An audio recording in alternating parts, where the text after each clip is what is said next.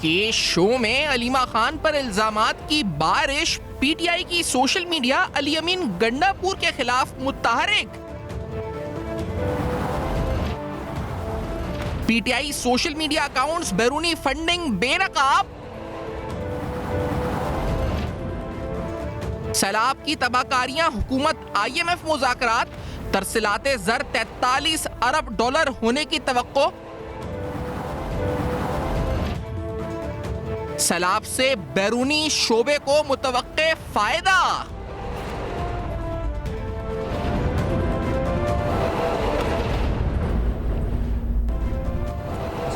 पर्दा हक़ाइक़ सनसनीखेज़ इंकशाफात प्रोग्राम बेनकाब में हूँ आपके साथ सफ़ान खान। जो पाकिस्तान के खिलाफ साजिश इन अकाउंट से हुई, यानी बैरून मुल्क फंडिंग थी, उसमें क्या इन अकाउंट्स की हरकत थी। पीटीआई के अपने लीडर्स ही, अपने रहनुमा ही अब एक दूसरे के खिलाफ इल्ज़ाम तराशी करना शुरू कर चुके हैं। FIA यानी NCCIA इस पर इंक्वायरी ऑलरेडी कर रही है कि बानी पीटीआई के सोशल मीडिया अकाउंट्स का इस्तेमाल कैसे, कहाँ से और किस तरीके से हो रहा है। लेकिन साथ में ये जानना बड़ा ज़रूरी है कि इन अकाउंट्स, इन यूट्यूबर्स का कंट्रोल क्या अलीमा खान के पास है।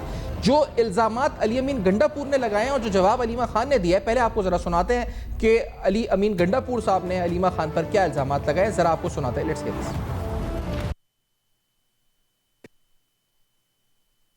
अलीमा खान के जो बेटे के ऊपर ये बात आई, तो उस हवाले से वो मौजूद था और उसकी 3 दिनों में जमानत हो गई। तो मैंने उनको बड़ा क्लियरली बताया कि चूंकि इदारे इसमें काम कर रहे हैं हमें कमज़ोर करने का, और कोई जानबूझकर या किसी मकसद के तहत अगर उनकी साथ राब्ते में रहकर कोई ऐसा काम कर रहा है तो आपकी कॉज को नुकसान दे रहा है, आपकी रिहाई, आपकी हकीकी आज़ादी की तरीक को नुकसान दे रहा है।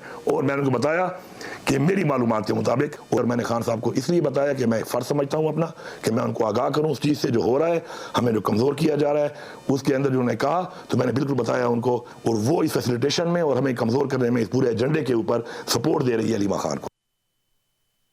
इल्ज़ामात तो संगीन है, अली अमीन गंडापुर साहब की तरफ से सामने आए। अच्छा, इसमें ये बात बड़ी अहम है कि अली अमीन गंडापुर साहब यानी वज़ीर आला खैबर पख्तूनख्वा अपनी गवर्नेंस, अपनी करप्शन, नाअहली या अपनी नाअहलियों को छुपाने के लिए भी, और हम ये जानते हैं कि नैरेटिव बिल्ड करने के लिए भी, इससे पहले पाकिस्तान तहरीक इंसाफ इस तरह के मामला करती रही है कि एक दूसरे पर ऐसी इल्ज़ाम तराशी ताकि अवाम की तवज्जो उस तरफ ना जाए जो सवालात अवाम उठा रहे हैं, जो करप्शन के स्कैंडल, कोहिस्तान स्कैंडल हो या दीगर मामला खैर पख्तूनख्वा में सामने आ रहे हैं। साथ में सैलाब की तबाहकारियाँ हो और उसके हवाले से जो हुकूमत की खैर पख्तूनख्वा की कारकर्दगी जिस तरह से बेनकाब हुई है, उसको छुपाने के लिए भी ये बयान दिया जा सकता है ताकि लोगों का जो तवज्जो है वो इस तरफ चली जाए। लेकिन साथ में सोशल मीडिया पीटीआई का अली अमीन गंडापुर साहब के खिलाफ भी मुतहरिक हुआ। अब अलीमा खान ने जो जवाब दिया वो क्या था, जरा ये सुना देते हैं, लेट्स हियर दिस। उन्होंने कहा, एक क्या बात थी, सारा सोशल मीडिया अली गंडापुर को कहते हैं ना, वो मैं चला रही हूँ। और तीसरी चीज क्या थी? हाँ, चेयरमैन बनना चाहती है। चेयरमैन बनना चाहती है।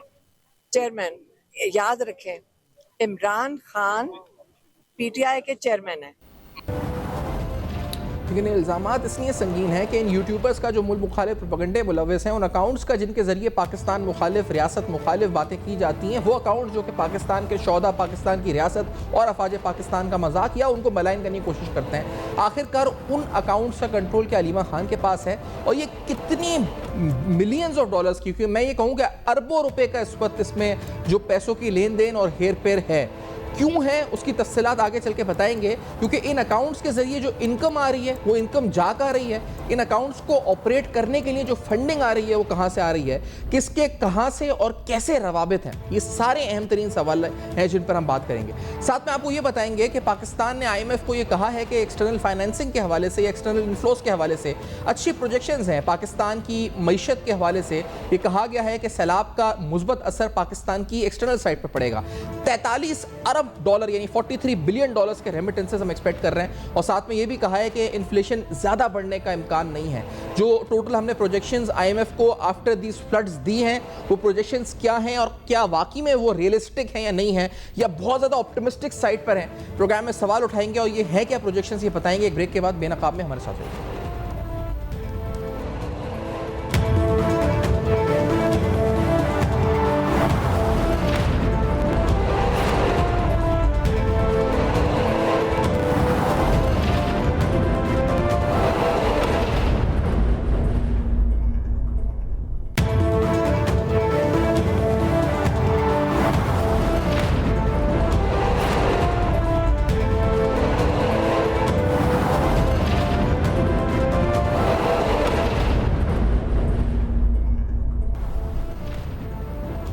Welcome back. आप देख रहे हैं बेनकाब। डॉक्टर फरहान विक साहब प्रोग्राम में साथ मौजूद है। विक साहब खुशामदेद। प्रोग्राम में जो अहम तरीन इल्ज़ामात हैं उन पर बात हो रही है, पाकिस्तान तहरीक इंसाफ के सोशल मीडिया अकाउंट्स, और इस पर जिस तरह हमने कहा कि NCCI ने बानी PTI से भी इंक्वायरी की और सवाल पूछा कि आखिरकार आपके अकाउंट्स को कौन रन करता है, कैसे रन होते हैं, और एक कैदी होते हुए आपकी ट्वीट्स किस तरह बाहर आती हैं, किस तरह इस वक्त ये पोस्ट होती हैं, और जिससे रियासत मुखालिफ प्रोपेगेंडा जिन अकाउंट से हो रहा है उनके पीछे कौन सी क़ुव्वतें हैं जो मुतहरिक हैं, जो पाकिस्तान मुखालिफ साजिश में अकाउंट इस्तेमाल होते हैं या रियासत मुखालिफ प्रोपेगेंडे में इस्तेमाल होते हैं, इनके हवाले से तफसीलात क्या है। साथ साथ हमने देखा है कि जब भी ऐन उस वक्त पाकिस्तान दुश्मन के साथ जंग पे था या ऐन उस वक्त जब पाकिस्तान में शहीद होते हैं या सिविलियंस पर दहशतगर्दी होती है भारत की तरफ से, या कोई ऐसी ट्रेजेडी होती है जिसके अंदर अफवाज पाकिस्तान का कोई नुकसान होता है, तो उस वक्त ये अकाउंट्स मुतारिक नजर आते हैं। फरहान साहब साथ मौजूद हैं, आप तक आवाज़ पहुँच रही है?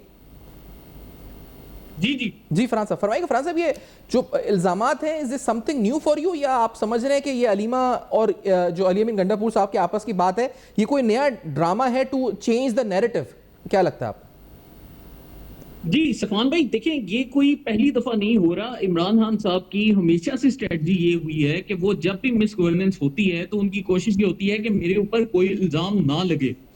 तो आप देखें कि हमेशा कोई ना कोई स्मोक स्क्रीन खड़ी की जाती है। अब अली अमीन गंडापुर साहब के ऊपर खैबर पख्तूनख्वा में गुज़िश्ता कुछ अरसे से काफी तनकीद हो रही है, और आपने देखा भी होगा कि एक बहुत से लोग बातें कर रहे हैं कि अली अमीन गंडापुर काम नहीं कर रहे, कोई तरक्याती काम नहीं हो रहा, सूबाई हुकूमत का लोगों की तरफ तवज्जो नहीं। तो अब ये जो तनकीद है, तहरीक इंसाफ के अंदर जो एक मैकेनिज्म होता है वो ये होता है कि बजाय इसके कि इस तनकीद का निशाना पार्टी चेयरमैन बने, हम ये तासुर देंगे कि पार्टी चेयरमैन अली अमीन गंडापुर से नाराज है, या अली अमीन गंडापुर की जगह कोई भी और वजीर आला हो जाए तो हम ये तासुर देंगे कि पार्टी चेयरमैन का उससे कोई ताल्लुक नहीं, वो बंदा जो कर रहा है वो खुद से कर रहा है, उसका पार्टी चेयरमैन के ऊपर कोई असर नहीं। और अवाम अगर उस वजीर आला से या कोई भी हुकूमती अहदेदार है उससे नाराज हैं तो वो उसको इल्जाम दें, वो हमारे पार्टी चेयरमैन को इल्जाम नहीं दे सकते। ये वो बुनियादी स्ट्रेटजी है जिसके तहत ये ऑपरेट करते हैं। तो अब क्या होगा, जब भी खैबर पख्तूनख्वा में अगले इंतखाबात आएंगे तो वहां पर अवाम को यह बताया जाएगा कि जी अगर पिछले 5 साल हमारी हुकूमत ने कोई काम नहीं किया तो इसमें आपके जो वजीर आला हैं अली अमीन गंडापुर, उनका कसूर है, इमरान खान साहब का कसूर नहीं। तो अगर इस मरतबा आप तहरीक इंसाफ को वोट देंगे तो अगली मरतबा जो वजीर आला आएगा वो आपको हकीकी तब्दीली ला देगा। तो ये सब का सब बाय डिजाइन होता है। नहीं तो सफान भाई, मैं एक सादा सा सवाल करना चाहता हूं, अगर इमरान खान साहब अली अमीन गंडापुर से इतने ही नाला हैं तो वो एक ट्वीट क्यों नहीं करते थे कि मैं अली अमीन गंडापुर को ओहदे से हटाना चाहता हूं? वो एक ट्वीट करते हैं, फर्ज किया कि बीच में कोई रखने हैं या आप समझते हैं कि उनको नहीं हटाया जा सकता या उनकी अपनी लॉबी जरूरत से ज्यादा स्ट्रांग हो गई है, तब भी आप कम से कम ये पैगाम देकर अपने फॉलोअर्स को बता तो सकते हैं कि हम इससे डिसोसिएट हो गए। लेकिन आप यहाँ पर कमाल ये देखेंगे, एक भी मरतबा इमरान खान की जानिब से ऐसा कोई पैगाम नहीं आ रहा कि वो इस्तीफा दें या वो हमारे वज़ीर आला नहीं।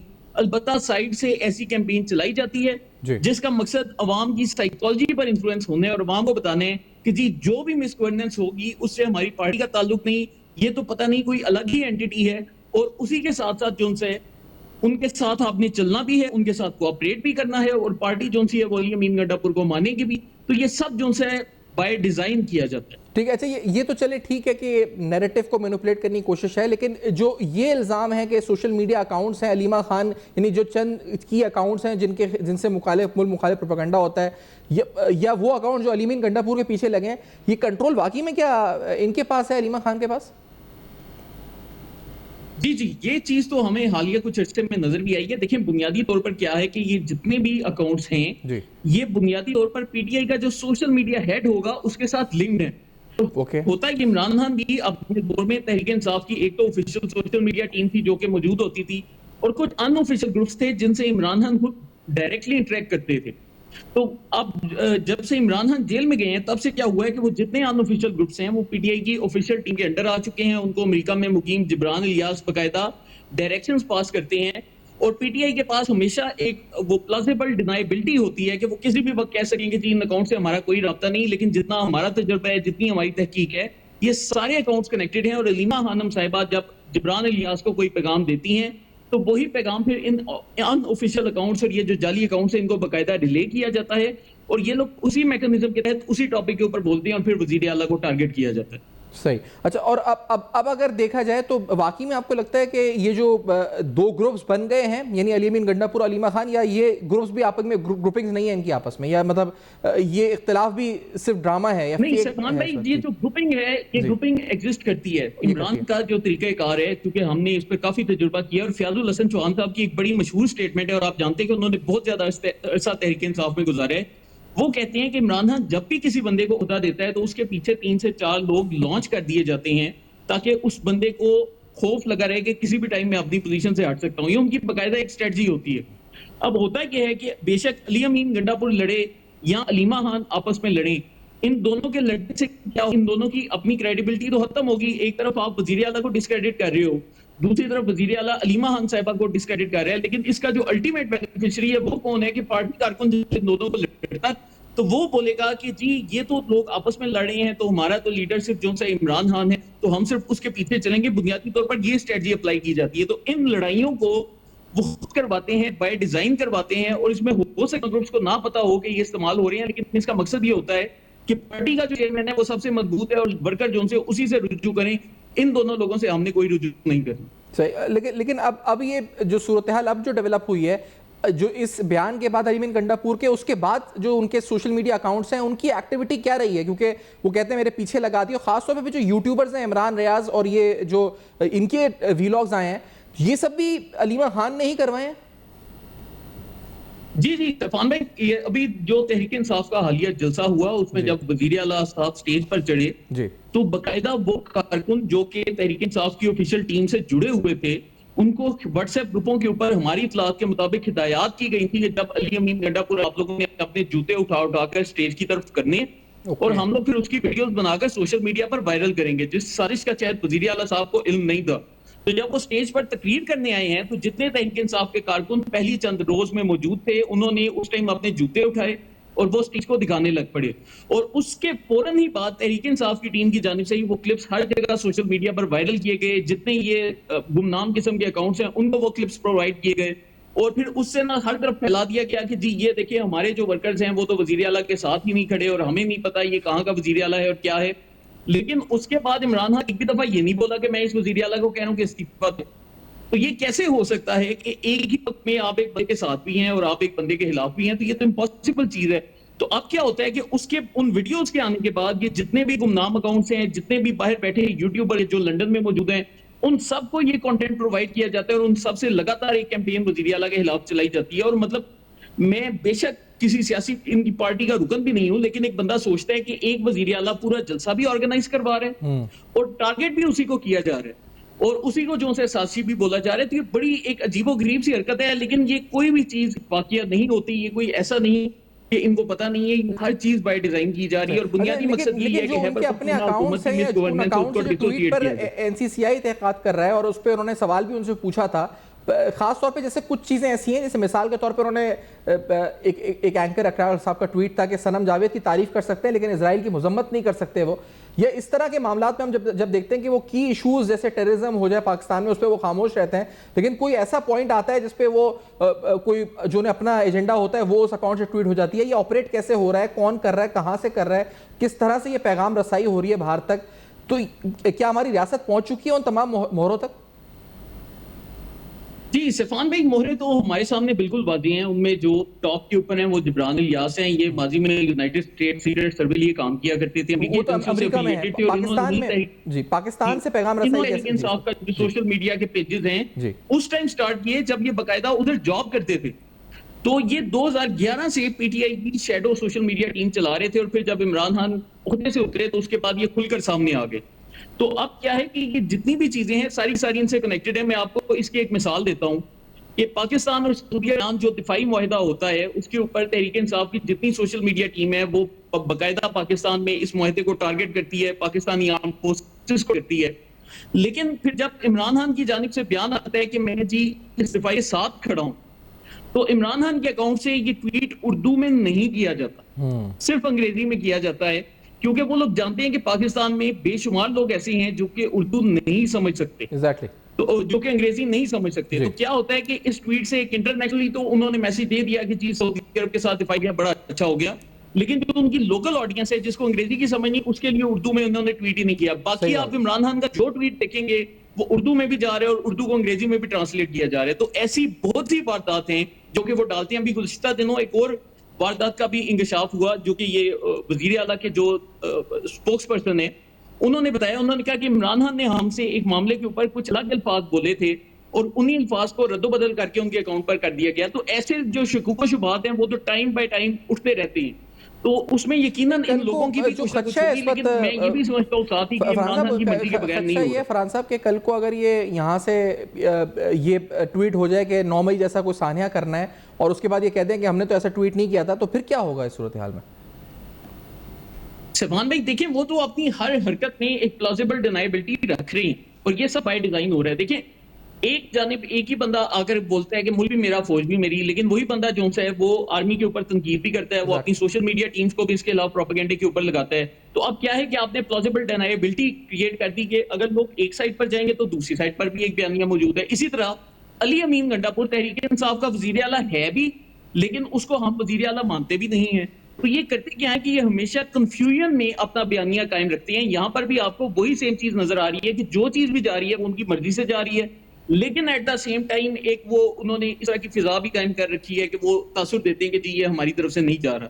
तो ये वो हर मामला, आप उनकी जिंदगी का कोई भी मामला उठाकर देख लें, आपको कोई भी सिंगल स्टैंड नहीं नजर आएगा, आपको उसके साथ एक पैरेलल बयानिया भी नजर आएगा ताकि उनकी ऑडियंस कंफ्यूज रहे। ठीक है सर, बहुत शुक्रिया। एक ब्रेक की तरफ पढ़ते हैं, ब्रेक के बाद आते हैं पाकिस्तान की माशी सूरत पे। IMF को पाकिस्तान ने कुछ प्रोजेक्शंस दी हैं, ये प्रोजेक्शंस क्या हैं? सैलाब के बाद इन एस्टिमेट्स, और ख़ास तौर पे जब हम कह रहे हैं कि हमारी एक्सटर्नल साइड इंप्रूव होने का इम्कान है या तवक्को है, ये किस बुनियाद पर, क्या फैक्ट्स एंड फिगर्स हैं? ब्रेक के बाद हमारे साथ रहिए।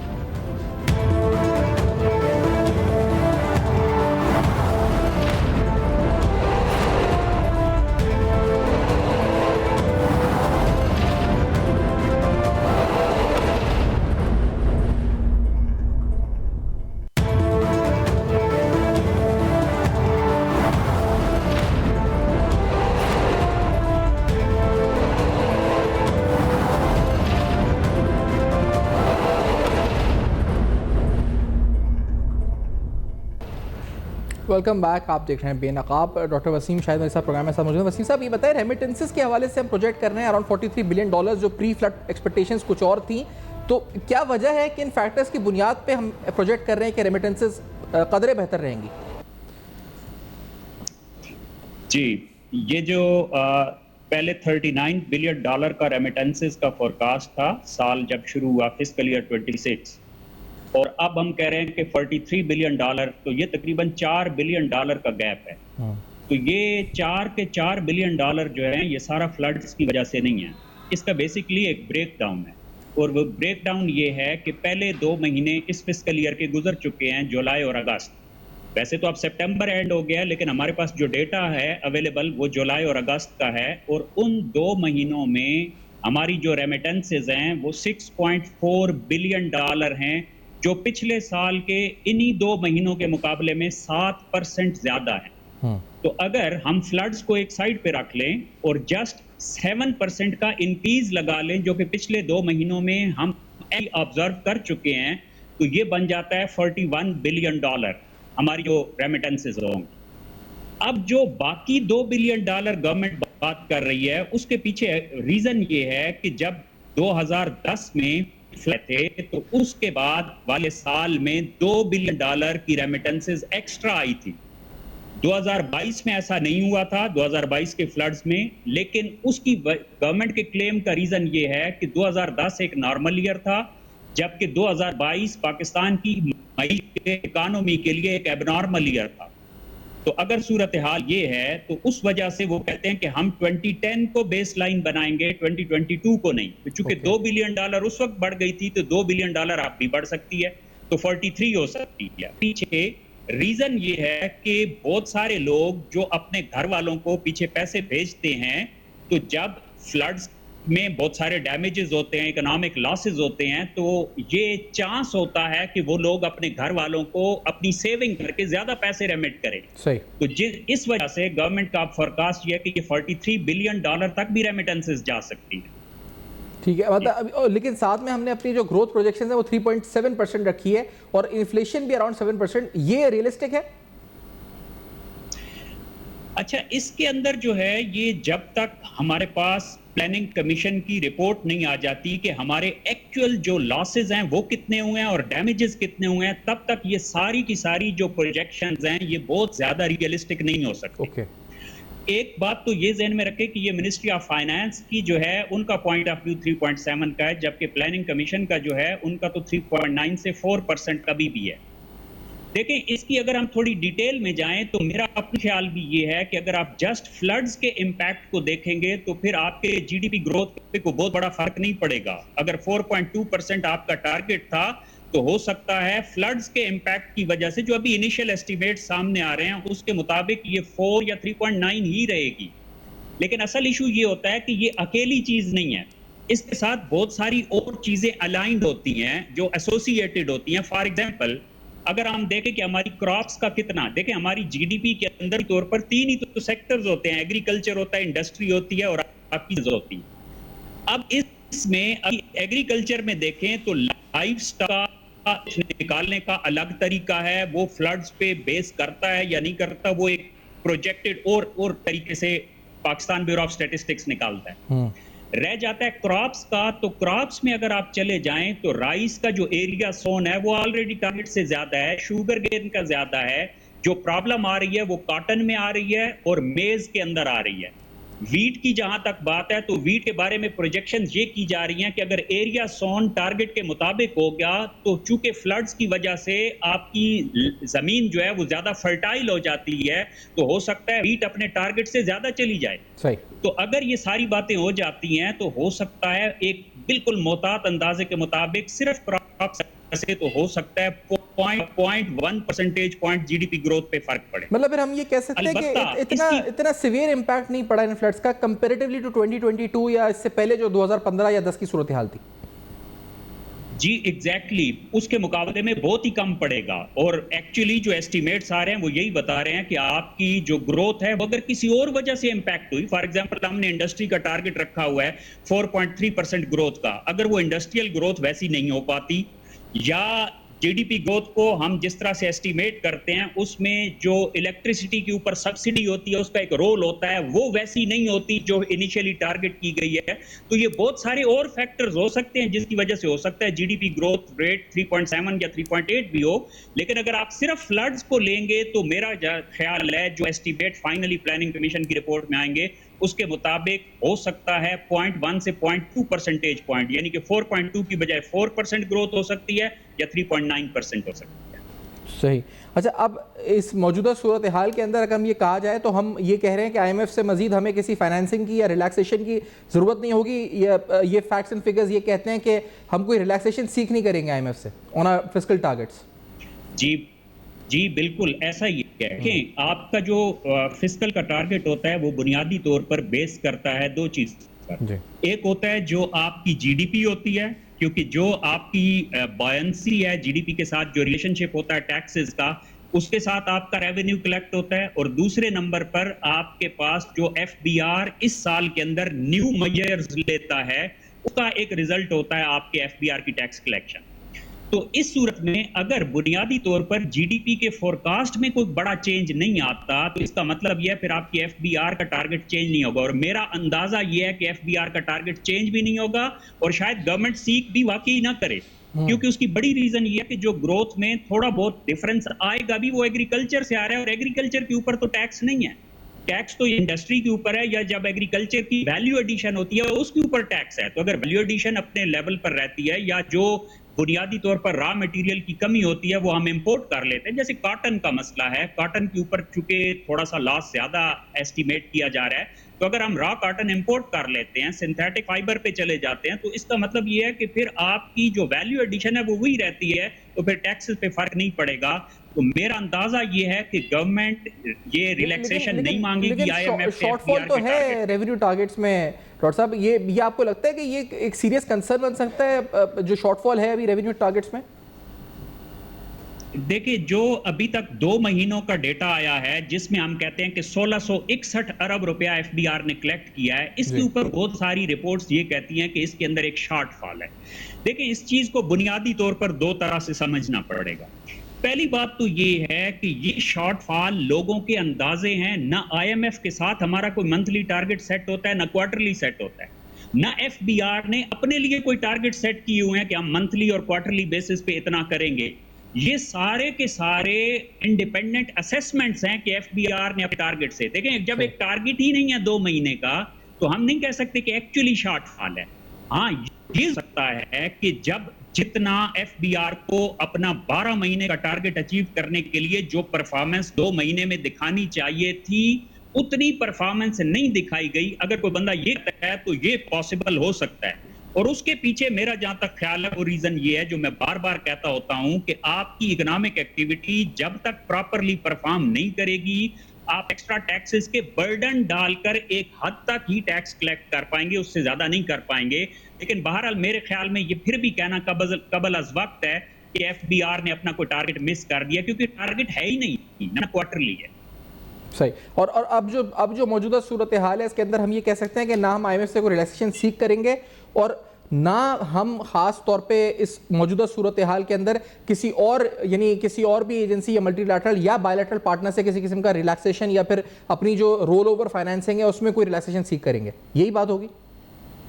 जी बजाहिर ऐसा ही लग रहा है, क्योंकि ये जो गवर्नमेंट का फोरकास्ट है ना, बहुत चले इसको ऑप्टिमिस्टिक भी कह लें, लेकिन 43 बिलियन को छोड़ भी दें, अगर हम जो है वो $41 बिलियन पे भी चले जाएं, जो कि पहले 2 महीने का एविडेंस बता भी रहा है, इवन देन गवर्नमेंट का कोई सीरियस कंसर्न नहीं होगा करंट अकाउंट डेफिसिट में। तो इसलिए फिर देखें ना, आपकी सारी ग्रॉस फाइनेंसिंग नीड्स साल के शुरू में $39 बिलियन की कैलकुलेशन पर बनी है। तो आप अगर 41 भी हो जाते हैं तो even it is higher on $2 billion. तो इसका मतलब ये है कि कोई सीधा वैसे इस वक्त नजर नहीं आता है, जिसकी वजह से डिब्बी तो $1 मिलियन का प्रोजेक्ट कर रहे हैं। जी बिल्कुल, एक्सपोर्ट और रेमिटेंस ये दोनों मिले आपने इंपोर्ट से कंपेयर करने हैं। एक तरफ आप कह रहे हैं कि एक्सपोर्ट का $1 बिलियन बिल्कुल सही है, $35 बिलियन का इनिशियल एस्टिमेट था और जब जो अब आ रहा है वो $34 बिलियन के करीब है। तो इसका मतलब यह है कि $1 बिलियन का एक्सपोर्ट्स कम हो जाएंगी, जबकि आपकी इवन इंपोर्ट्स भी बढ़ेंगी। जैसे कॉटन, रॉ कॉटन आपके हो सकता है ज्यादा इंपोर्ट करें, या अभी जो है वो 5 सालों की गाड़ियों के ऊपर रिलैक्सेशन जो दे दी गई है कि आप उसको जो है वो इंपोर्ट कर सकते हैं 5 साल के अंदर की गाड़ियां। तो इन सारे मेजर्स की वजह से आपके इंपोर्ट्स के ऊपर प्रेशर हो सकता है। लेकिन ये सारे का सारा जो है ये ज़हन में रखें कि जो टारगेट था गवर्नमेंट का वो अल्टीमेटली करंट अकाउंट डेफिसिट देखना होता है। करंट अकाउंट डेफिसिट का टारगेट $2.1 बिलियन था और आईएमएफ जो हमारे नंबर से एग्री नहीं कर रहा वो भी $3.6 बिलियन तक जाता है। तो इसका मतलब है सिर्फ $1.5 बिलियन ज्यादा आईएमएफ भी प्रोजेक्ट कर रहा है। तो अगर हमारी जो रेमिटेंसेज हैं वो सिर्फ $1.5 बिलियन भी हमारे फोरकास्ट से ऊपर हो जाती हैं, तो मेरे ख्याल में इवन आईएमएफ का कंसर्न भी मीट हो जाएगा।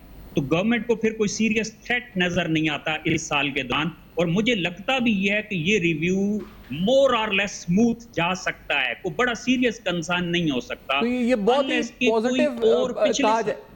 पॉजिटिव आउटलुक है पाकिस्तान के इकोनॉमिक फ्रंट के हवाले से डॉक्टर साहब। और हम तो तसव्वुर या सोच रहे थे कि फ्लड्स का बड़ा नेगेटिव हिट पड़ेगा, लेकिन ये हम कहें तो न्यूट्रल ही है इस वक्त कहा जाए तो, बल्कि पॉजिटिव ही हो गया एक तरह से। जी बिल्कुल, अगर आप इसमें मुख्तलिफ चीजें हैं, अगर आप रेवेन्यूज को देखें तो फ्लड्स का इफेक्ट न्यूट्रल है। अगर आप बायर की रेमिटेंसेस देखें तो उसमें गवर्नमेंट प्रोजेक्ट कर रही है कि उसका पॉजिटिव इम्पैक्ट आएगा।